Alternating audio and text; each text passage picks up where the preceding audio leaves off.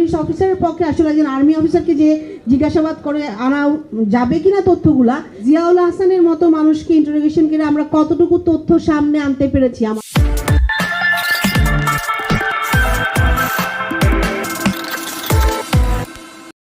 শাপলা চত্বরের যে হত্যাযজ্ঞ, পিলখানায় যে হত্যাযজ্ঞ, তার পরবর্তীতে জুলাইয়ে আমাদের ছাত্র জনতা শ্রমিক যেই ভাইদের প্রাণের বিনিময়ে এখানে 2000-এরও বেশি প্রাণ, 7000-এরও বেশি যে সংখ্যাটা আমরা জানি এবং যে সংখ্যাটা আমরা জানি না সেটা কিন্তু তার চেয়ে অনেক বেশি।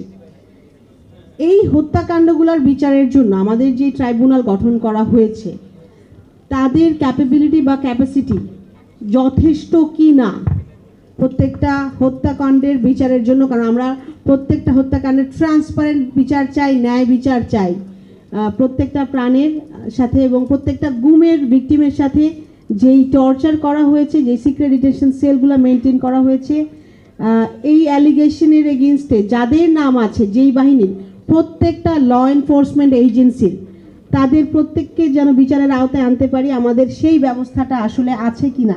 যেই দৃশ্যমান যেই জিনিসটা আমাদের সামনে, কিছু মানুষকে অ্যারেস্ট করা হয়েছে, অনেকাংশ 80%-এরও বেশি এখনও অ্যারেস্ট করা হয়নি। তাদেরকে কখন আমরা আসলে দেখতে পাবো যে না, ইনভেস্টিগেশনটা এমন জায়গায় গেছে যেন তাদেরকে ইন্টারোগেশনে আনা হয়।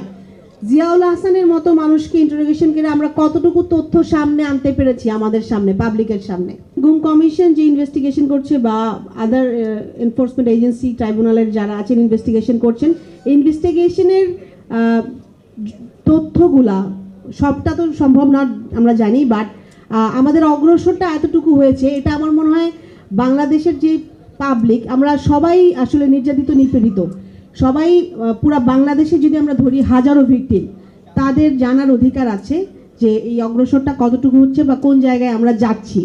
আমরা দেখেছি যে পুলিশ স্বীকার করেছে তারা গুম খুনের সাথে জড়িত ছিল, র্যাব স্বীকার করেছে তারা গুম খুনের সাথে জড়িত ছিল, কিন্তু আর্মি বা ডিজিএফআই বা আদার যে ল এনফোর্সমেন্ট এজেন্সি আছে তাদের তরফ থেকে কোনো আওয়াজ আসছেন না।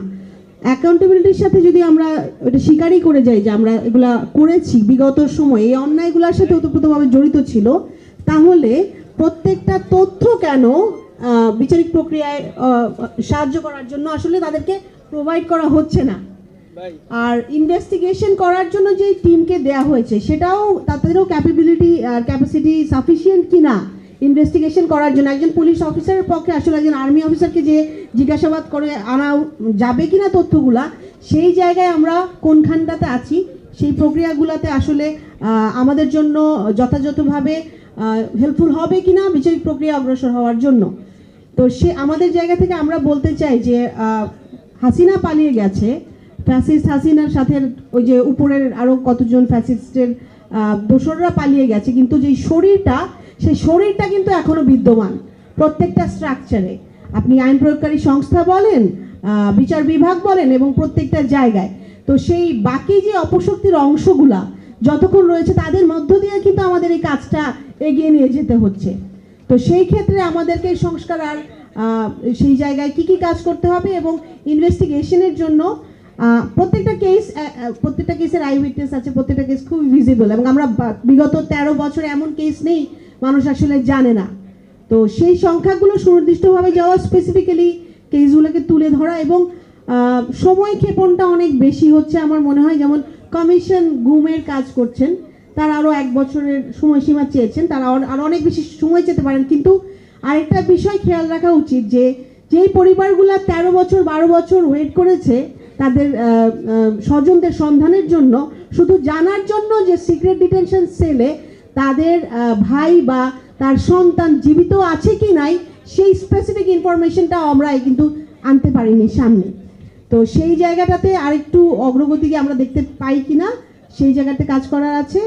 আমরা আশা করব, কারণ এখনকার যেই সরকার, ইন্টারিম গভর্নমেন্ট এবং যারা আমাদের সম্মানিত আছেন, তারা কিন্তু আমাদের সাথে বিগত বছরগুলোতে এই মানবাধিকারের আন্দোলনে ছিলেন, এবং আমরা চাই তারা সফল হোক।